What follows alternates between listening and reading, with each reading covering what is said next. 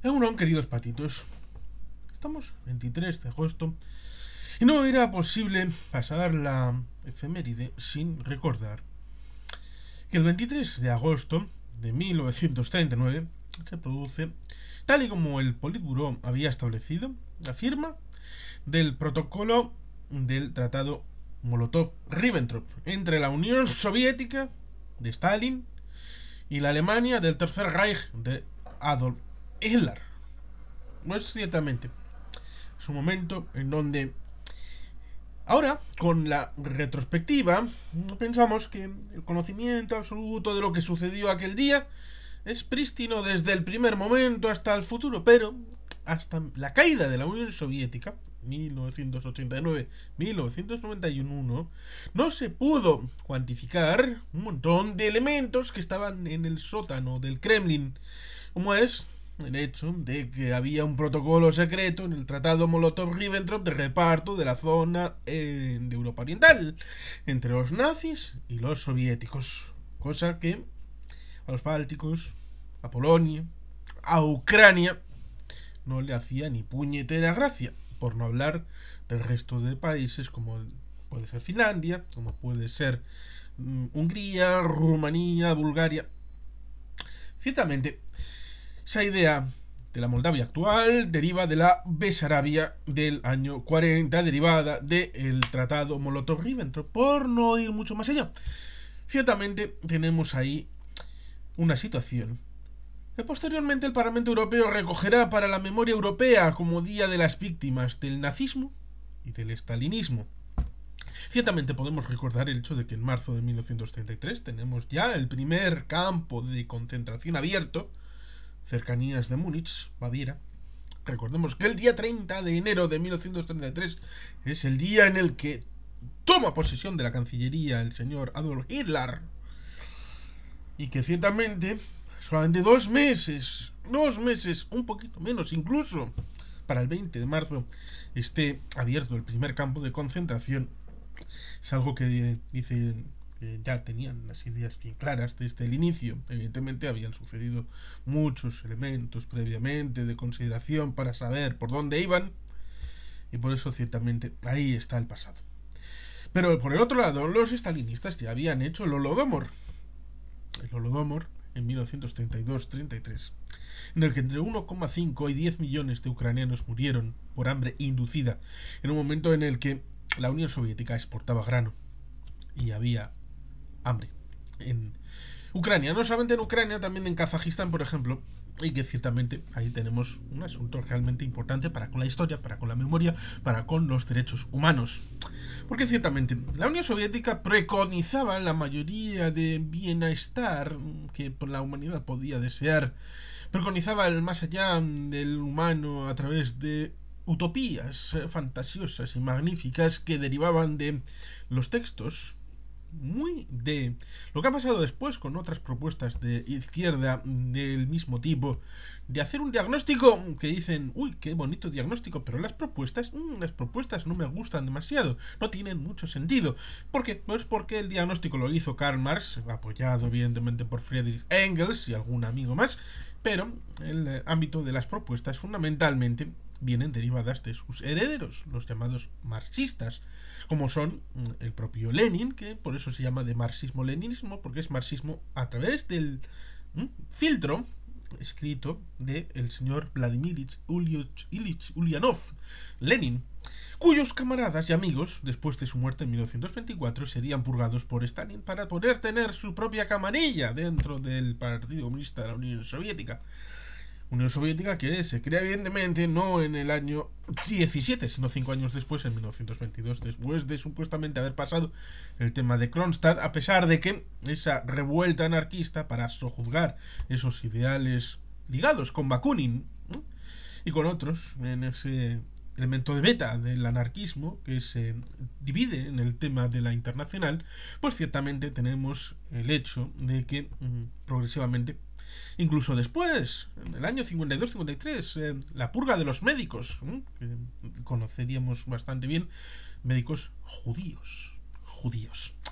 Porque ciertamente acusarán algunos de que posteriormente nazis por aquí, nazis por allá, uy, nazis por todas partes, everywhere nazis.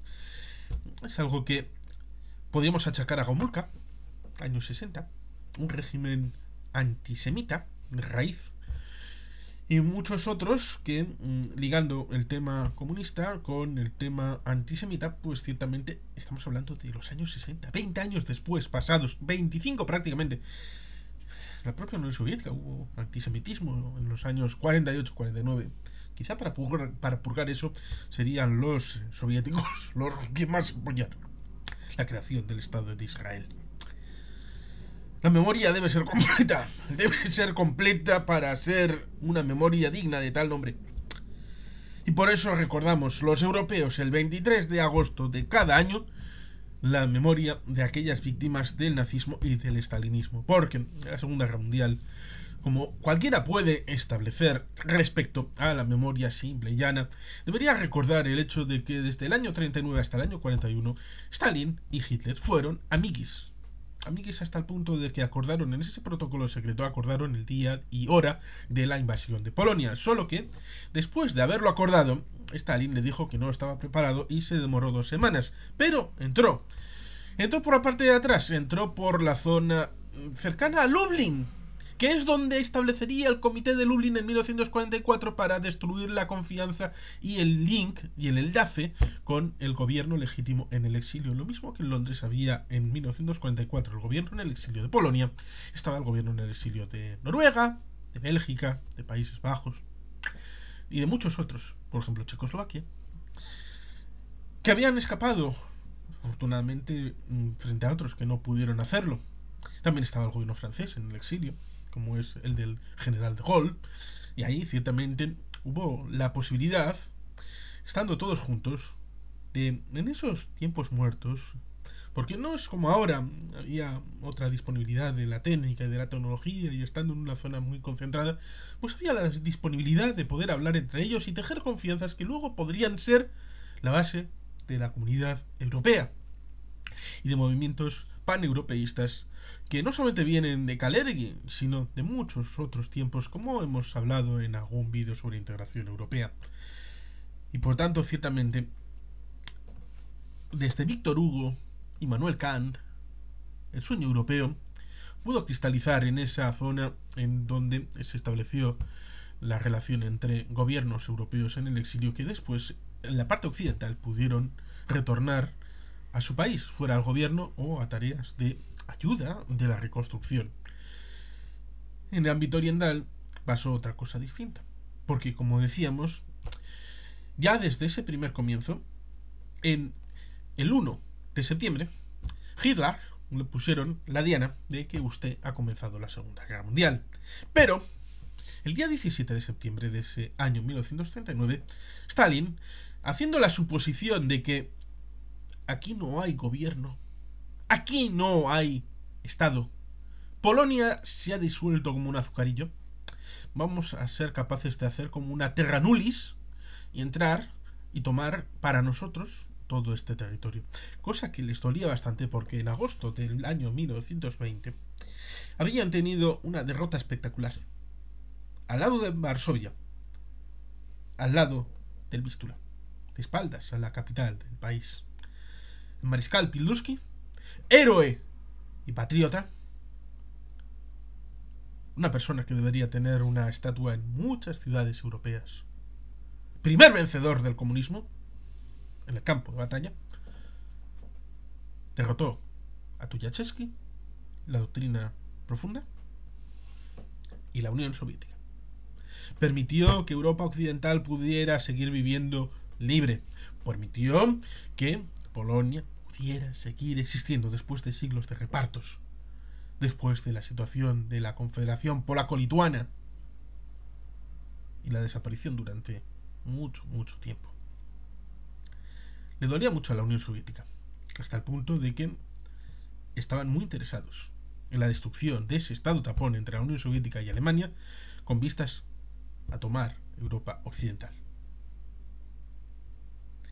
Y les molestaba mucho que volviera a existir una Polonia en 1944. Por eso, el Ejército Rojo fue punta de lanza de la destrucción de cualquier posible futuro de democracia liberal en la Europa oriental, en Polonia, pero luego también en muchos otros sitios en donde se habían comprometido a establecer reglas y componentes de democracia liberal con elecciones libres, como prometieron en Polonia, en Potsdam, en Yalta, los soviéticos.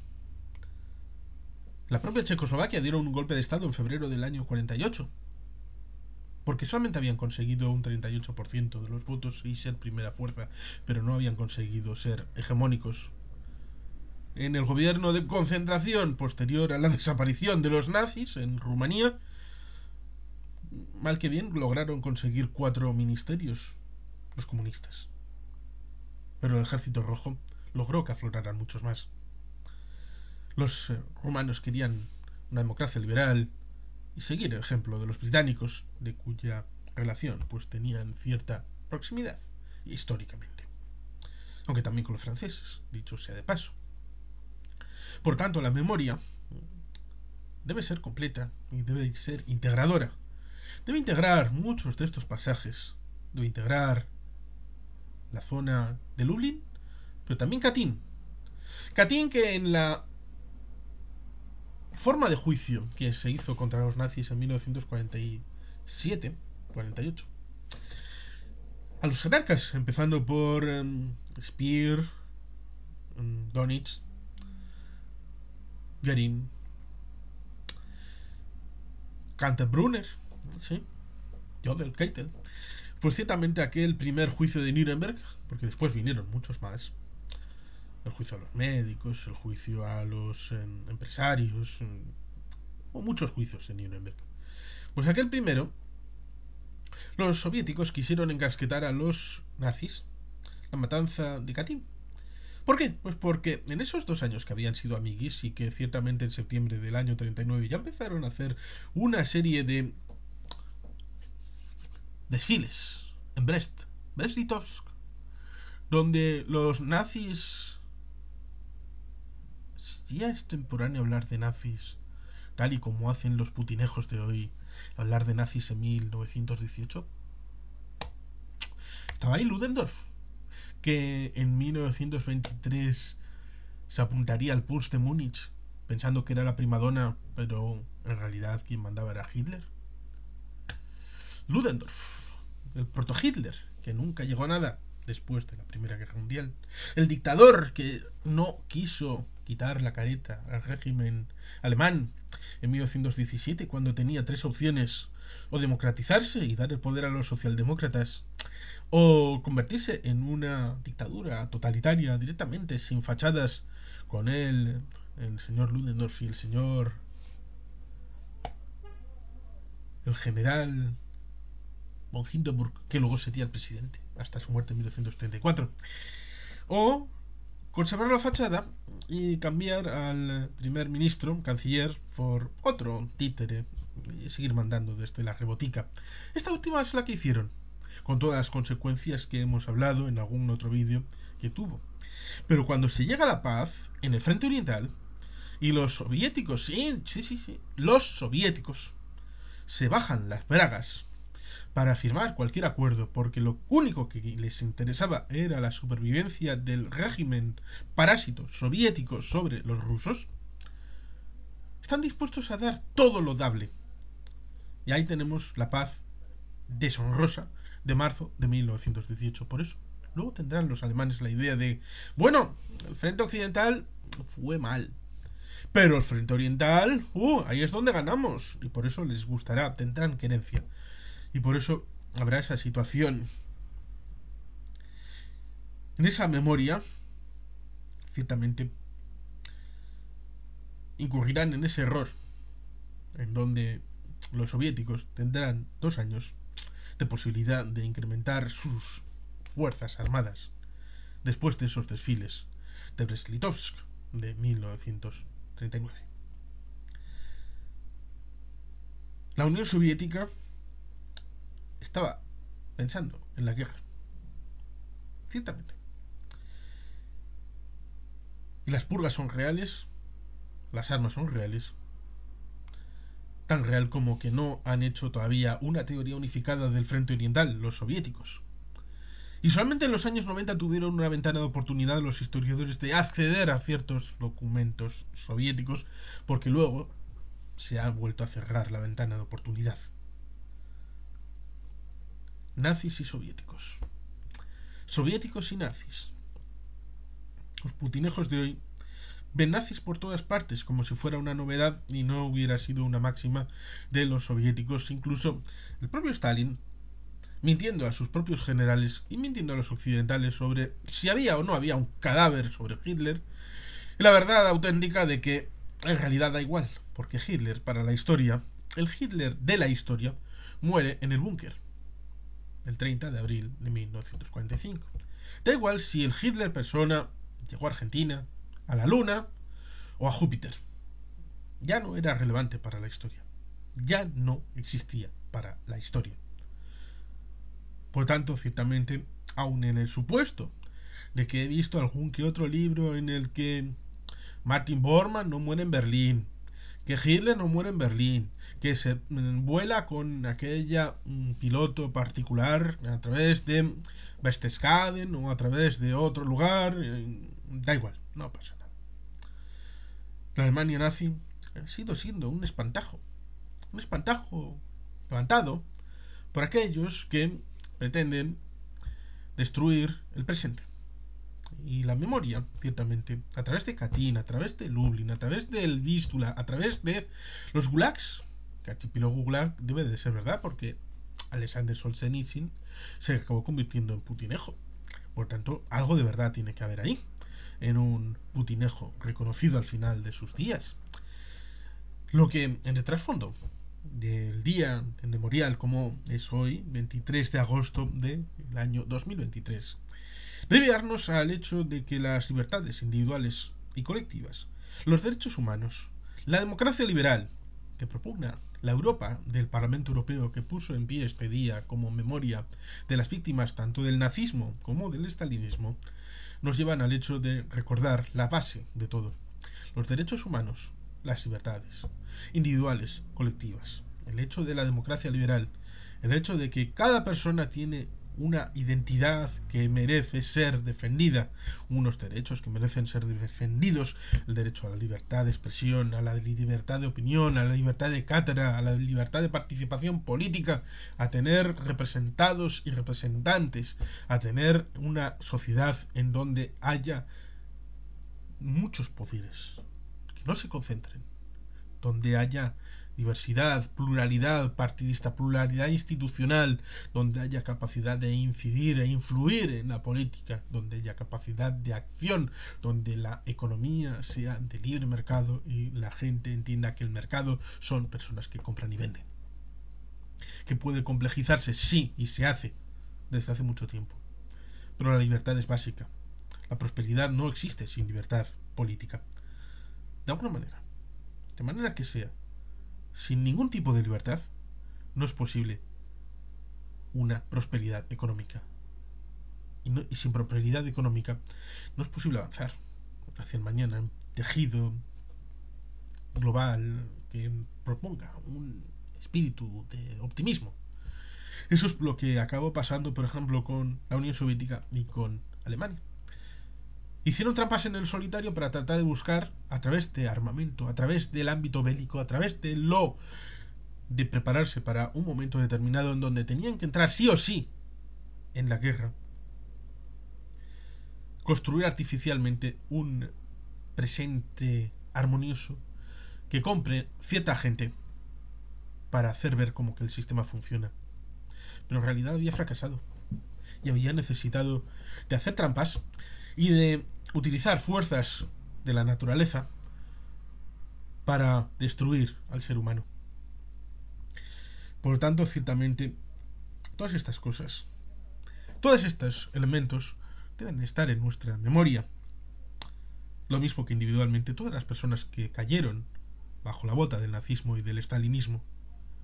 Porque su mejor memoria no solamente es recordar el ayer, sino construir el mañana desde parámetros de libertad, de igualdad, de soberanía, desde abajo, desde la raíz hacia arriba, donde los pueblos sean de personas libres, iguales, capaces de expresar su voluntad, de cambiar o de mantener políticas, gobiernos, liderazgos, que sean posibles de decidir su futuro como mejor les parezca, incluso de equivocarse, pero si se han equivocado y lo reconocen como tal, al de un tiempo tengan la capacidad de reformarse y de rectificar. ¿Por qué hemos estado en el siglo XX? ¿Por qué hemos estado en el siglo XXI? En este prácticamente primer cuarto. Porque conocemos la historia y la memoria. Porque no estamos en 1648. No estamos en la Paz de Westfalia. No estamos sino después del derecho humanitario. Estamos después de haber aprendido la Sociedad de Naciones y la Organización de Naciones Unidas. Hemos aprendido de la injerencia necesaria en derecho humanitario, como en Pakistán Oriental en 1970-71, con la India, a través del genocidio que se estaba perpetrando, a través de China, siendo atacante de Vietnam en 1978-79, porque los Khmeres eran un mal intrínseco para Camboya, donde habían muerto 2 millones de los 6 millones de habitantes a manos de los Khmeres rojos. Y Vietnam entró en una situación humanitaria. Y en paralelo, en 1978-79, por una base que iba a instalarse, la URSS iba a instalar una base naval en Somalia, pero cambió el asunto y Siad Barre acabó un poco apoyado por los Estados Unidos, porque a partir del 74, con la forma de derrocamiento de Haile Selassie, del emperador del Negus de Etiopía, se estableció una suerte de regímenes comunistas, marxistas, leninistas, apoyados por Cuba, que luego derivarían en el cambio de situación de ser el niño mimado Somalia a ser el niño mimado Etiopía. Y de la base en Somalia tratar de ponerla en Etiopía. Recordemos que hasta 1993 Eritrea era parte de Etiopía. Y hubo una guerra por el Ogadén, inducida por los comunistas, inducida por los marxistas leninistas, inducida por Cuba y por la Unión Soviética. Lo mismo que el hambre que posteriormente en los años 80, especialmente en el 85, Occidente que hizo USAID for Africa, conciertos. Cuando llevaban más de 10 años en el Cuerno de África implantando lo que había pasado en Camboya, en Vietnam, en China, en la Unión Soviética, en Cuba, un modelo de destrucción de la agricultura en donde estaba claro el destino de todos ellos, la hambruna inducida por estupidez del ser humano en aplicación de un modelo quebrado, destruido, imposible de que funcionara. Ese marco, que estamos hablando de nacionalsocialismo en el caso de Alemania, es decir, un socialismo nacional para el Tercer Reich, y la Unión Soviética con su modelo socialista expandido al mundo. Debemos ser faro, una vez más, desde Europa, no solamente denunciando el 23 de agosto, sino contraponiendo un modelo abierto, un modelo que Karl Popper habló de la democracia abierta y sus enemigos, la sociedad abierta y sus enemigos. Me he equivocado y pido disculpas, pero la democracia debe ser la sociedad abierta y sus enemigos de Karl Popper. La democracia liberal debe incorporar todos esos elementos y ser faro de libertad e igualdad. Y los europeos debemos seguir siéndolo, más allá de muchas cosas que nos tratan de establecer para mantenernos debajo de la piedra. Aquella ruptura conceptual que se produjo fundamentalmente en la Primera Guerra Mundial, con la idea de que en el siglo XIX los europeos eran el crisol del pensamiento positivo en el mundo, eran seres superiores que iban a irradiar al mundo de felicidad y de igualdad, libertad y fraternidad, los franceses, entre otros. esa ruptura en la Primera Guerra Mundial, de que los europeos no eran tan especiales. Y sobre todo después de la Segunda Guerra Mundial, con el elemento inducido por los estadounidenses y los soviéticos de la destrucción de los imperios coloniales así llamados, cuando en el siglo XXI imperios, el ruso, el chino, debemos de quitarnos ese aura impuesto del tema imperialista europea y rescatar todo ese alma y bagaje tan positivo para brillar en la oscuridad, como dijo Marco Aurelio, que Roma era una luz pequeña, que estaba para guiar al mundo, pero era una luz tan pequeña en sus inicios que solamente merecía un susurro y que podía desvanecerse. Siguiendo el mismo principio, Europa debe ser mucho más que un susurro, debe ser mucho más que una candela en el viento en una noche oscura. Europa debe ser faro de libertad, faro de oportunidades, faro de democracia liberal, de derechos humanos, de libre comercio. Un faro donde el resto se miren y vean ejemplo, liderazgo.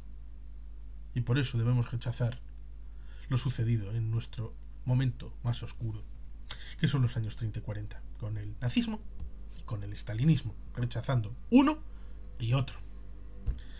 Y por eso la memoria presente hoy, también en Ucrania, de la libertad, la igualdad, la fraternidad, con aquellos que quieren ser libres, que quieren ser europeos, que quieren estar con nosotros. Slava Ukraini, Heroyam Slava. Y sin nada más, queridos patitos, es que ricasco, agur berobat. Beti Gepian.